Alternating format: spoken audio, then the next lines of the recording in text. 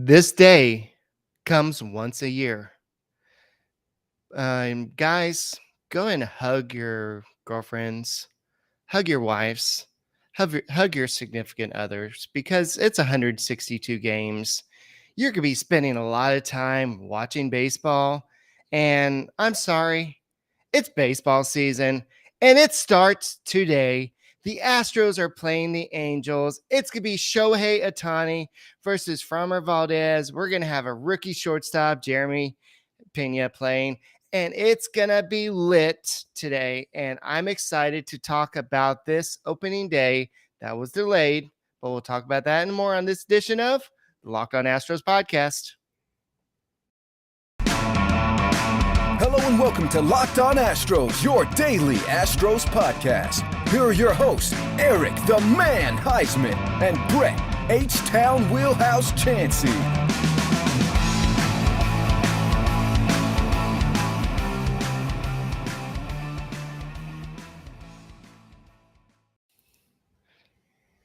We are Locked On Houston Astros, and we hope that you join us for a daily Locked On Astros podcast. My name is Eric Heisman. You can find me on Twitter at EricTalkStros. Find the show at Locked On Astros, your team every day. Brett, where can they find you at?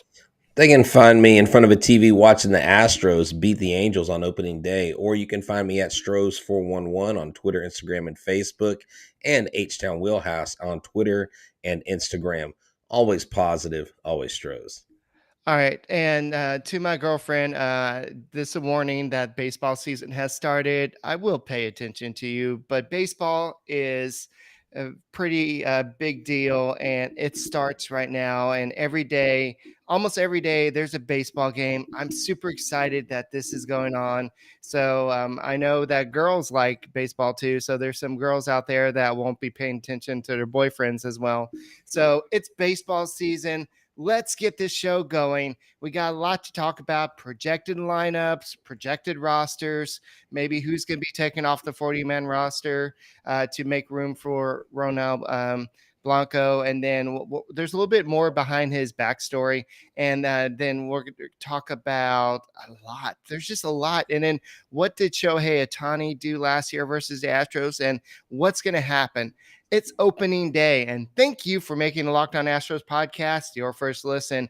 And speaking of YouTube, we're almost to 3,000 subscribers. So if you have not subscribed to us on YouTube, go ahead and take a second. Just go to YouTube, search the Locked On Astros podcast, and there's a little red button right there. It says subscribe. Just do it. And give us a like while you're at it. And make sure you make us your first listen on Apple, Odyssey, Spotify, wherever you listen to your podcast. Check out the Locked On Astros podcast. So are you pumped too, Brett? Man, I'm excited. This has been it. It seemed like there for a couple months that this day possibly would not get here. And it really should be a national holiday. Everybody should be off of work for this. Luckily, we have a night game. We don't have one of those day games where we have to tell our bosses we're doing something else, but we're really watching baseball. So yeah, call in sick. And so the problem with that though is people think you have COVID if you say you're sick nowadays. Yeah, maybe so. But it's nice though that we get to cover the Astros full season. I mean, everything is full go. I know that there's a lot of exciting things going to happen at Minute Maid this year. There's going to be a lot of exciting things that happen just down the road at Constellation Field. They got started off not on a great foot, but there's a lot of promising arms and players in AAA, even guys on the 40-man roster. And I think it's going to be electric watching Framber Valdez square off against Shohei Ohtani, who is actually leading off the game. And it may be the first time a pitcher has ever led off a baseball game in recent memory. I don't know that it's ever happened before. And more than likely, he is the DH. So this way, because he's the DH, Eric, once he leaves the game, he can stay in and hit. So it's going to be a fun game. I look for Yordan Alvarez to come out with 5 home runs, Jose Altuve to hit 2 triples. Okay, maybe I'm looking through Astros colored glasses, but at the end of the day, I really think that you're going to like what you see when this Astros lineup hits the field for the first time in 2022. I guess that's the new rule. If you're a pitcher and you also hit, you're going to be the DH. That's so weird. But Um, hey, I think it's great. I mean, for Ohtani, I don't think it's great for us, but for Ohtani, he is the show. Yeah, for sure. And definitely when you have your pitcher leading off, that's just that just show how bad It a is. team you are. I'm totally kidding. I know. I know this is a guy that had 46 home runs last year, and he pitched really good as well. And a little known fact is that he had 5 home runs against the Astros. He also batted 250 against the Astros. So this is a guy that's actually had some success. I think I remembered him having more success than he actually did versus the Astros. But one before we start talking too much about the game, we got to talk about the big breaking news that happened right after we're done with the Oh podcast yeah, yesterday. And it's like the Astros were like, "Hey, you know what? Let's wait till Locked On Astros is done with their podcast. They've got Robert Flores on. Let's wait till after they're done." And so Ryan Presley signed a 2-year extension worth, what was it, 30 million, and yeah, with an option for a possible third year, I believe, for right. 2025. So it's 15 million per year. So that's pretty. I think that puts him in the top uh, 4 closers out there in Yeah, terms I of. mean, with that third year, I believe it's all the way up to 42 or 43 million. So, I mean, Ryan Presley locking him up, the most one of the most solid guys in the back end of your bullpen, I think Eric is key because in front of him you've got Matan, you've got Stanek, you've got a very good setup situation. And Presley has proven over and over again that he is the man for the job because after the season, if you don't lock him up, chances are he's going to get a pretty big offer elsewhere. I think it's great for the Astros to go ahead and do that. And Eric, they would not have been able to do this, more than likely would have not have done it had they signed one Carlos Correa. Right. So I think the actual contract is 14 million in 2020. 2023 with and 2024 with a 2 million buyout, which is 30 million. And there's a $14 million vesting option for 2025 if he appears in 50 games in 23 and 24, which will be a cakewalk for him. And so in the playoffs, he was awesome. And this is a guy that since he was acquired by the Twins in July of 2018, he has a 2.21 ERA with 43 saves and 168 games. And he was all-star in 2019 and last year. But remember, last year he had to he skipped the all-star game because his wife was about to deliver. And I know a lot was made about that because none of the Astros went to the all-star game. And they're like, well, y'all are just trying to skip dealing with the fans and everything. But so I'm glad that the Astros, just looking at what people are paying for Raciel Iglesias and Yeah. everything, they saw that the market for relief pitchers was going up. And they're like, dude, we got to do something. We got to keep the guy we got. Yeah, exactly. And I'm just going to call myself out here this morning, Eric. I called into MLB Network, Sirius XM Radio, and of course, I gushed over, Eduardo Perez. He's That one of was my favorite awkward. human beings, and I was just super excited to talk to him because I love that guy. He's one of the most amazing baseball people I've ever met. So I was kind of, lavishing him with praises, and then Steve Phillips was upset. So Steve Phillips asked me a question. He said, "Who is the winningest manager in Astros history?" And I didn't think all the way back to Bill Vernon. I was thinking it had to be either Hinch or Durker. And I was like, I don't know who it is. And they said no. And Steve Phillips goes, if you would have shown me some love, I would have said, how do you spell Astros for your first trivia question? So that's pretty cool that someone actually heard me on the radio this morning. And hey, I told Eduardo he needs to get on the show. And he said, let's try to connect. So we might have Steve Phillips and Eduardo Perez sometime in the near future. There's a lot of buzz, Eric, about this team. There's a lot of buzz because they got Presley, because this team is still solid. This team is still very good. How many teams can lose a Springer, a Correa, a Cole, a Graveman, a Charlie Morton? Who can lose all those guys and still be competitive, still be one of the top 3 teams. Yeah, I agree with that. And it's like they're betting on Ryan Presley to just be the closer of the future for the Astros. And who else is better than that? So, speaking of betting, let's talk about Bet Online. Yeah, betonline.net is your number one source for all the betting needs and sports info. Find all the latest sports developments, including this week's Masters Championships odds, podcasts, and reviews for all the different leagues this season. BetOnline is your continued source for all your sports wagering information, including live betting, esports, and scores. Head to the website today and use your mobile device to learn more about the trends in action. Me, I've got a few prop bets that I've laid down on Rookie of the Year. I won't reveal who that is. I got prop bets on Astros wins for the season and who's going to take the World Series. You can do that and more. Go to Bet Online, where the game starts. We all know it's going to be Jeremy Pena. You've got a prop Okay. bet on him. I do not have a prop bet on Jeremy Pena. Actually, I have a prop bet on Julio Rodriguez as Rookie of the Year. Okay. All right. So speaking of, if you want to go make a bet on who's going to be the rookie year, you know what a good podcast to go listen to? It'd be Lindsey Crosby over at Locked On MLB Prospects.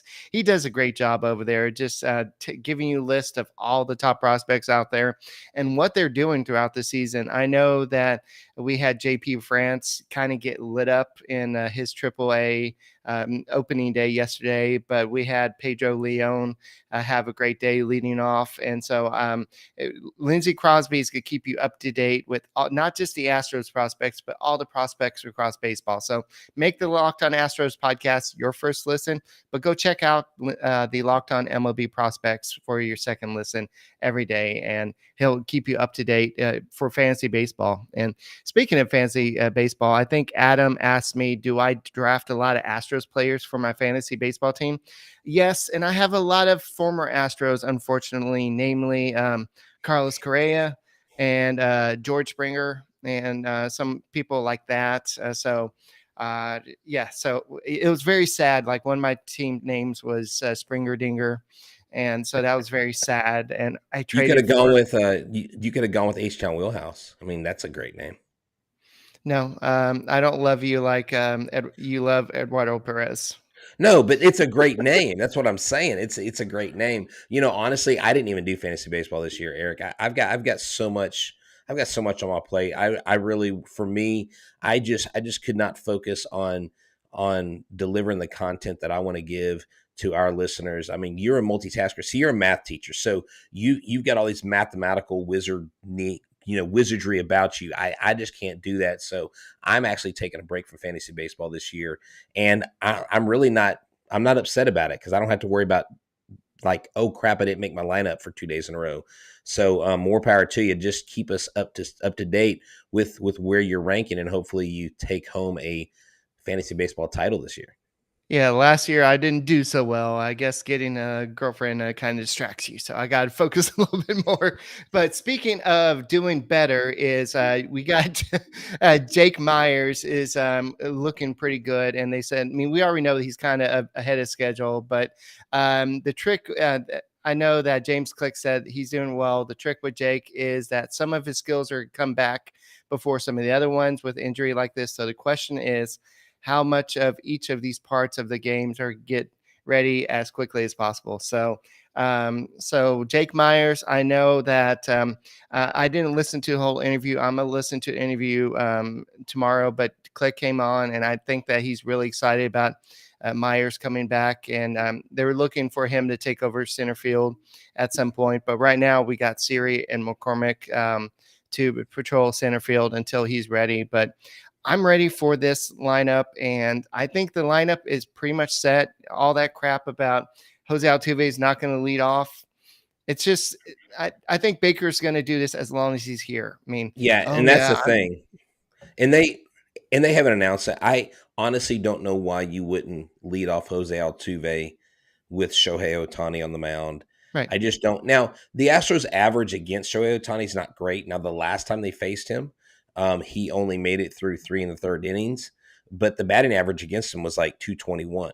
The first time they faced him, their batting average against was 192. The first time they faced him in May, he had 10 strikeouts. Right. I and remember. he went 7 innings. It was a rough outing, but he got a no decision. I believe the Astros still won that game, but see, that's the thing. Ohtani can dominate in the beginning, but when he kind of falls off, who do they have to go to? They really don't have much to go to. And so that's why going into this series, Eric, even with Ohtani on the mound leading off, I really have a good feeling about the Astros taking game one of this opening series. Yeah, last year he hit 5 home runs against the Detroit Tigers. Who doesn't? The Astros, well, you play 18 games against them, you're going to hit a lot of home runs. The Mariners and then the Rays and sorry, not the Rays, the Mariners. Yeah, just the Mariners. So those 3 teams. So yes, he hits a lot of home runs against the Astros, but I think that this type of player, he plays well at Minute Maid Park. He hit 3 of those home runs against Minute Maid Park, but this year, I mean, he's going to be playing right here on opening day at Angel Stadium. So we'll see what happens. It's going to be in front of a home stadium opening day. So anything can happen. And the good thing about opening day is everybody is on even ground until one person wins, one person loses. Even the Rangers are in first place right now. Go Rangers. Oh, there you go. Go Rangers. You're not cheering for the Rangers. You're just being nice. But here's something to think about, Eric, going into this season. A lot of people are like, well, how can the Astros return and they've lost all these players? And what teams do I have confidence in? Because we haven't really talked about this. The teams that I see that have the highest probability of making it, let's look at the teams that have been in the World Series. The Astros, the Rays, the Red Sox have fallen off. The Blue Jays haven't done it yet. The White Sox haven't done it yet. Really, the Astros and the Rays are the only 2 clubs that legitimately can say getting back is not as tough as it is for the other teams because they've done it, not even the Yankees. And so there is this logjam up top of 2 teams. In the West, you have a possibility if the Padres have a resurgence of 3 teams coming out of the West. The Padres may not poo-poo the bed like they did last year and actually make it into the playoffs with the expanded playoffs. Right. So you may have 3 teams coming out of the AL West where they are top. I mean, the NL West where they are top heavy there. The NL is going to be a much bigger bloodbath, I think, than a lot of people led on. I think the AL East is going to be an absolute bloodbath. I think the AL West is going to be Astros. The Mariners are going to make it fun, but we ultimately win by a 5 to 7 game stretch between us and them, possibly, maybe less. But the Astros, to me, and the Rays are my favorites in the AL. I would like to see an Astros Blue Jays ALCS, to be honest. I would love to see Springer versus the Astros. I would love to see the Dodgers and the Mets. And I would love to see, I like Mike Stanton's call on MLB Network tonight. I was listening to him, and he said, I picked the Astros and Mets in the World Series. I really like that call. You know, the Mets have the Jacob deGrom injury to think about. Right. But, to wrap my point up, the Astros are poised to go back to the World Series. I think more so than a lot of people give them credit for. Yeah, and I think a lot depends on how healthy the lineup stays, how good Michael Brantley does. Chas McCormick, when he was on, he was a good hitter, but he also has to play great defense because that was not his strength last year. But let's go and take a look at what I think the lineup is. I think this is kind of what everybody's kind of projecting the lineup to be for the Astros tomorrow. Jose Altuve is going to lead off. And I think Dusty Baker's finally listened to Astros Twitter or the Locked On Astros podcast. Probably our And I podcast. think Kyle Tucker is probably going to be batting second. Alex Bregman, I know a lot of people are still down on him, but they want to keep on doing the right left thing. So he's going to be probably batting third. Then Alvarez is going to be batting fourth. Then you put Yuli Gurriel batting fifth. He came off a year where he won the batting title. Then Michael Brantley bumps all the way down from second to sixth. Then you have Chas McCormick batting seventh. And then you have the rookie Jeremy Pena batting eighth. And then Martin Maldonado is going to prove a lot of coverage. I just think, to me, I really think Pena needs to be ninth. Pena needs to be ninth because behind him would be, and we talked about this the other day, Jose Right. Altuve. I don't like the idea of putting Maldonado ninth just because Maldonado behind Pena. I think I'm going to walk Pena, or I'm not going to give Pena pitches, and I'm going to pitch to Maldonado. Maldonado is an almost for sure out or double play. He's just not very good at the plate. When he hits the ball, he can That hit the was ball last year. far. We don't Right. know. This is a brand new slate, Brett. Eric, this is It's a Martin new Maldonado. season. Eric, I'm Have going faith, off. man. Eric, I'm going off empirical evidence. I do have faith. I have faith in the things you're supposed to have faith in.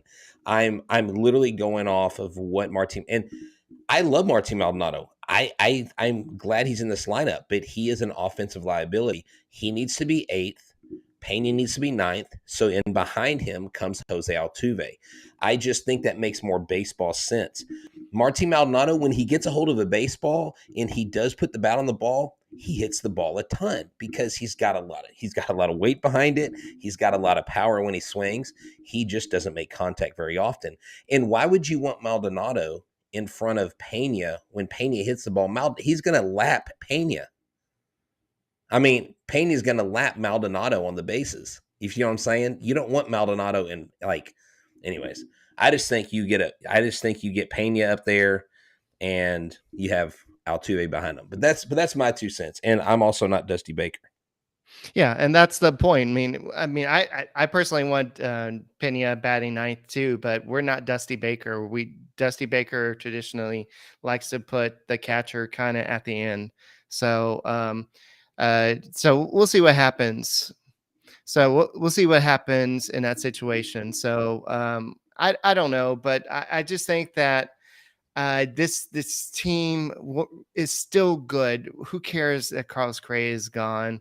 Who cares that we don't have Kendall Graveman anymore? This team is still going to dominate. This team is still going to do good. And it all starts today. I guess today or tomorrow, wherever you want to think about it. But yes, the Angels went out and got Noah Syndergaard. They got Michael Lorenzen. They also got Raciel Iglesias. They got Aaron Loop and Ryan Tepera and Archie Bradley. But is that really enough? They don't really have enough to really kind of compete. Their pitching is still not deep enough. But once they get the pitching, I know they got a couple of young prospects. They have one or young prospects. I can't think of his name off the top of my head. I've been kind of eyeballing him in fantasy baseball, but he's a young lefty. But he's could be somebody that could mature into a good left-handed starter for them. But they need starting pitching desperately. And so we'll see what happens. But until then, I don't think that they're going to be a competitor. And the Astros have, since coming to the American League, they've played the Angels 162 times. Their record is 96 and 66 versus the Angel, including 13-5 in the last 18 games. So that's some pretty good numbers. That's something that you can rely on, like Rock Auto.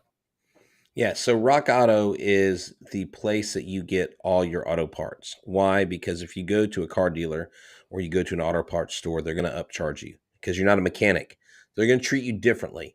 They're also only going to have 1 or 2 options, where Rock Auto's got hundreds of options. So go to rockauto.com. It's a family business. They've been around for 20 years. They have been servicing customers, average everyday Joes like you and me, for a long time. And why would you choose a store or a dealership that charges you 30, 50, sometimes 100% more? Not me. I'm all about saving money. And if my car's broke down, I can't go to the store anyway. So I just go online to rockauto.com, type in my make and model, the part I need, and it's delivered right to my doorstep. I can get the car fixed, back on the road, or back to work, wherever I need to go. So whether you're repairing your car, your truck, your van, whatever it is, go to rockauto.com now and see all the parts available for your car or truck, right? Locked On in there. How did you hear about us box, so that they know that we sent you. Amazing selection, reliably low prices, all the parts your car will ever need. rockauto.com. All righty. I kind of clicked on the big screen a little bit too fast because I'm excited about opening day. I didn't even see it. I was reading the ad, so I don't ever see when you do that. It does it It doesn't throw me off at all. You're good. But hey, we need to, before the show goes, because I see some people trying to guess scores over in the corner. You and I Right. need to come up with our score predictions and see who's right or who's closest. And so, Eric, hold on. You had mentioned on Twitter that when we get to 3,000 subscribers, are you going to be doing anything or? We could talk about that later. Okay. But I've yeah. got I've got some things I'm going to give away. I'm going to give away some Corey Lee cards, some Tyler Brown cards. I've got some Astros prospect cards I'm going to give away once we hit 3,000. So Okay. I've got some things I'm going to throw out there.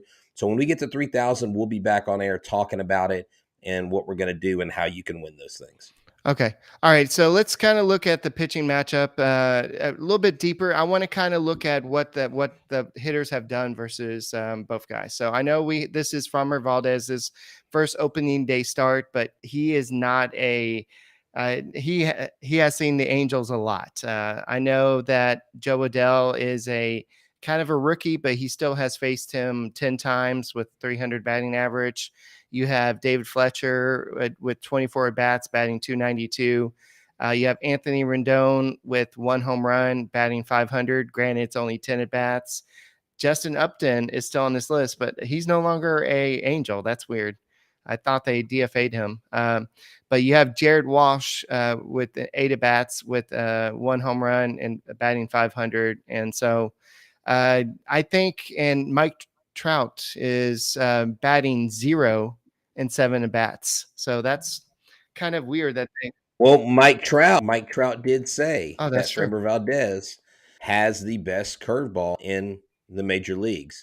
So he is a Mike Trout killer when it comes to the at bat. So hopefully Framber Valdez is locating his motion, his release, and everything is on point because Mike Trout's going to be doing a lot of swinging and missing on opening day. All right. Do you know who's the only current Astro who's hit a home run off of Shohei Ohtani? The only current Astro is it Martin Maldonado. No, that would be Okay. glorious after you bashed him earlier. No, well, I mean that's why I thought you were asking me. I thought maybe I No. set myself up for a fall there. No, it's a potential MVP candidate, and he is Oh, batting it is. 405 at bats, Oh, and it's that's Kyle Kyle Tucker. Tucker. Yeah. Okay, good, nice. Also, Bregman's batting 429, so in 7 at bats. Then you have Jose Altuve batting 333 and 12 at bats. Alvarez is batting 405 at bats, and then Chas McCormick is batting 502 at bats. So he's 1 for 2. yeah, basically. Making the most of those 2 at bats. But hey, it's 500 is not 0, right? Right. So I kind of want to focus a little bit on Bregman real quick. I know that Okay. before spring training ended, he said that he found a little hitch in his swing, something that's been kind of maybe holding him back. He didn't have a great spring training. So if Bregman can somehow find some of his 2019 magic that kind of got him in the 900 and the 1000 OPS range, that would make this lineup a very dangerous lineup. Did you see his tweet today? I retweeted it. It was the picture of a lion with blood all over its face, like after a kill. And he just tweeted out the picture. And I'm like, this dude is ready to eat.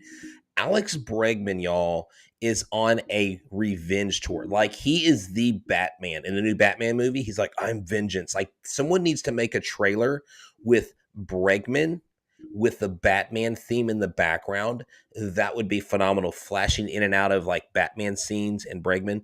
Dude, I'm telling you, this guy's pissed. Like somebody done set this guy off and he is about to take the MLB by storm. He's got the moxie and he's got the bravado. It's back, Eric, because remember, we talked about that. And people there were mutterings about Alex Bregman, like having lost that edge, having lost that desire to play. And dude, he has put all the doubters aside and he's coming out and he's ready to eat. And I just absolutely love that. You've got Yuli Gurriel, like World Traveler mentions. He's in the best shape of his life, you know? Eric, this lineup is poised. And I do want to say this. I do want to recognize this because not every once in a while, our listeners, no matter who they are, they got good stuff. Did you see this fun fact that that our friend Larry the GM put up? The Astros have 6 starting pitchers who project to have 1.5 WAR or more. Name the other team that can say that. And he answered his own question. No other team can say that. So the Astros starting rotation, I think, is very undervalued. I think it's very underappreciated in what this team can accomplish. If they can accomplish more than 91 or 93 wins, they could possibly get to 100. I'm not lying. That's what the potential of this team has in 2022. And that's not being a homer. That's looking at empirical evidence. Yeah, I know that Gurriel lost a lot of weight this offseason, cutting out pizza and soda, and he had a great spring. He hit 421 with a 1423 OPS, 3 homers, 9 RBIs. Altuve hit 348 with a 882 OPS. Pena hit 250 with a 1081 OPS. But he kind of finished the spring with the 2 home runs in the last game. So there's some guys that are hot. Some of the people who weren't really hot was Alvarez, Brantley batting 200, Tucker batted 227, Bregman batted 250. But they had a lot of bats. But keep in mind they didn't really have a full spring training. So and it's not they didn't really play a lot. So I'm not So too worried about these guys. So, how many games do you think the Astros go into the season before Alvarez starts in left field? Because remember, Dusty said it's going to be more of like a 60-40, 70-30. Right. I mean, do you think they're going to try to get him in maybe I like the think it's third matchups. game? Yeah, I mean, typically he would play with Valdez on the mound because that's what we saw last year. I think that True. they're not doing it on opening day just because it's opening day, but or maybe they do it on opening day. I don't know. We haven't seen the actual lineup or roster yet, so maybe they surprise us and have him in left field on opening day. But we'll see what happens because that's the weird thing about opening day is we won't know until later on. So that's why we Yeah. may do a podcast before game time and just kind of see, okay, well, here's what's on the roster. Here's how they got there and everything Yeah, like that. exactly. No, yeah, we'll do that whenever we're able to. Tomas Rodriguez, who's one of our followers and big Astros fans out in California, will be there at Saturday's game. I've got a couple buddies, some neighbors of mine that got work in California, and they're going to be there this weekend. So there'll be a lot of Astros fans, I think, showing up. And another thing y'all can do during the season, I believe Jay Roberts has done this before. Some other followers because they've retweeted pictures.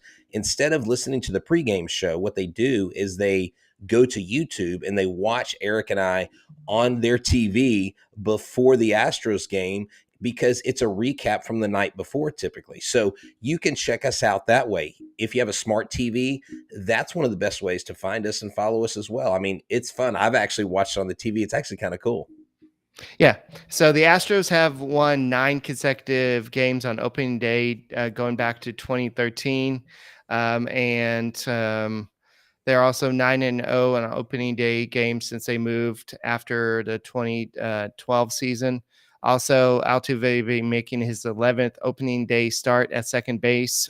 Biggio made 19 straight at second base or straight opening day starts, and then Bagwell made 15 opening day starts. And the Angels actually had a 7 consecutive season losing streak until last year. They won against the White Sox.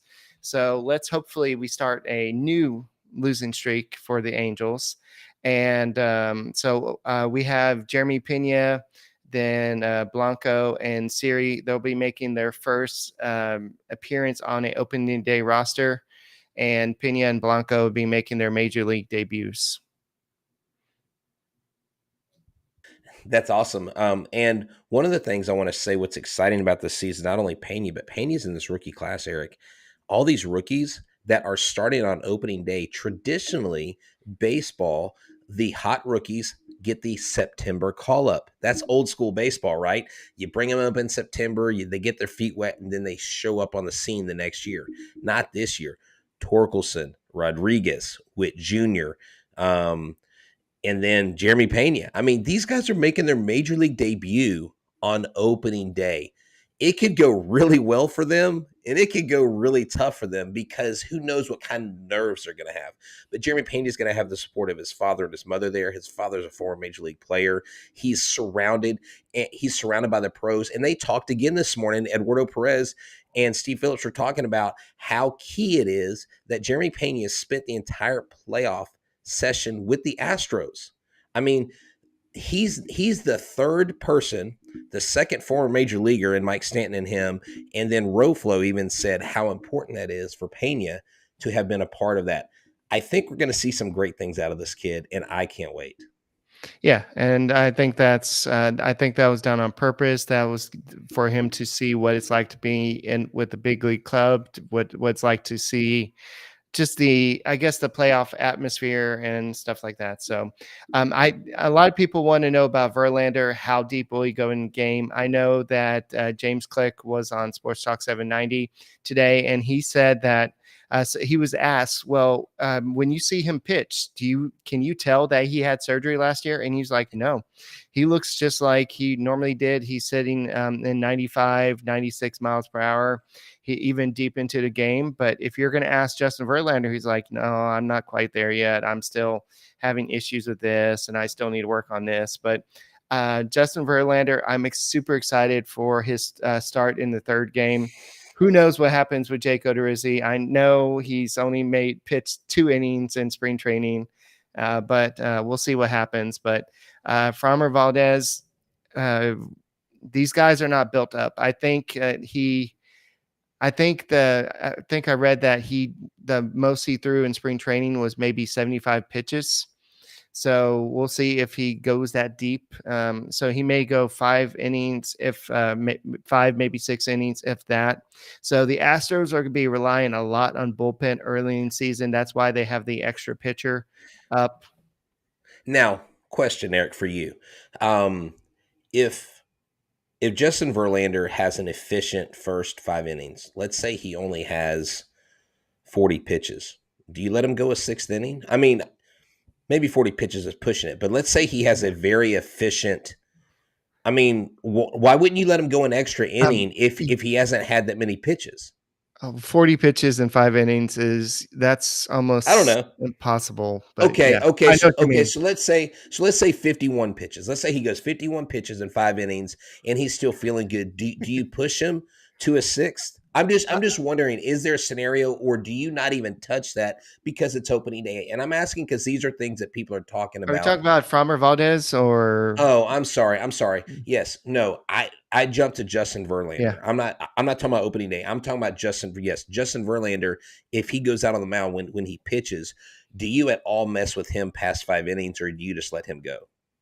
Okay, yeah. So with Justin Sorry. Verlander, not on opening day, but on the third game of the season, Yes. I think it depends on how he's doing, how he looks on the mound, and I think they're really gonna just monitor his pitch load, his pitch count. Yes, it's gonna depend on how he feels, the pitch count, and just everything I just said. So, Bradley T. Bradley says, "What's y'all's broadcast schedule for the season?" Basically, we're gonna Sundays. We're gonna try to stick to the 8:30 p.m.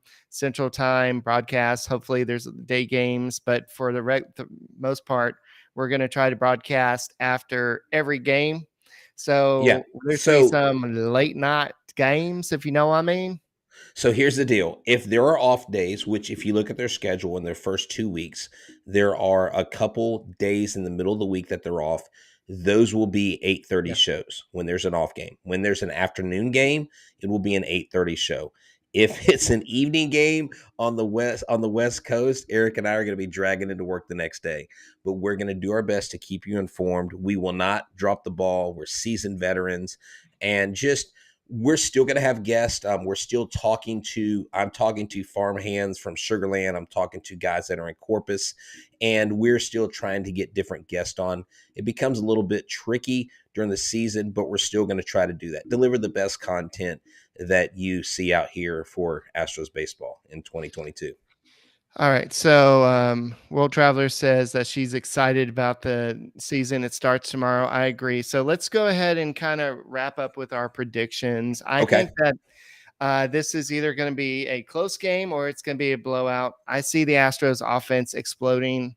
Maybe not right away. I think Shohei Ohtani is going to come out in front of the big crowd. And I think with all the cameras flashing, I think he's going to pitch maybe 3-4 great innings. The Astros offense is going to struggle for a little bit.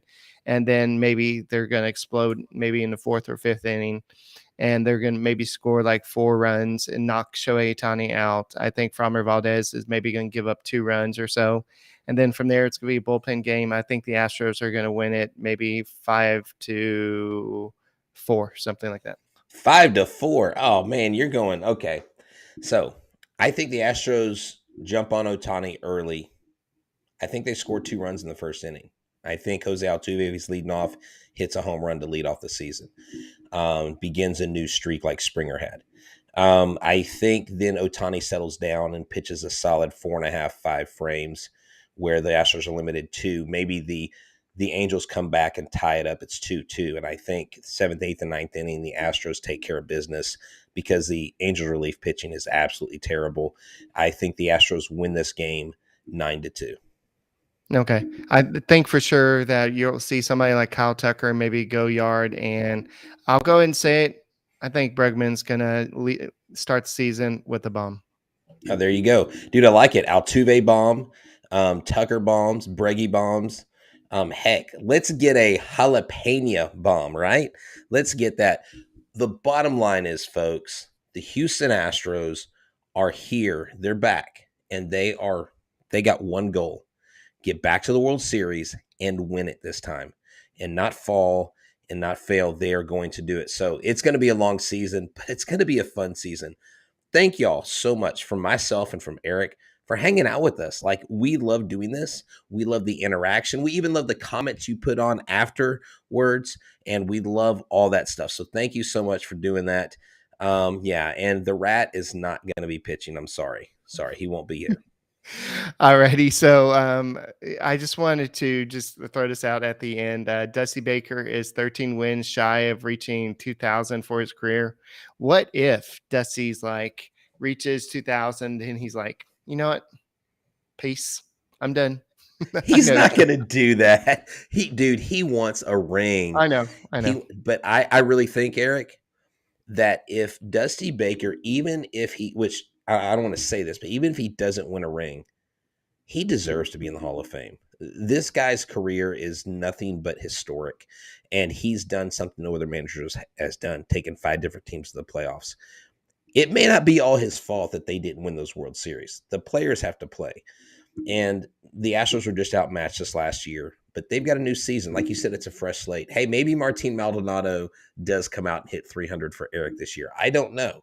But if he does, we're definitely making T-shirts. I never said he's going to hit 300. 250. Okay. I'll take 250. And I embellished. Hey, I'll take 230.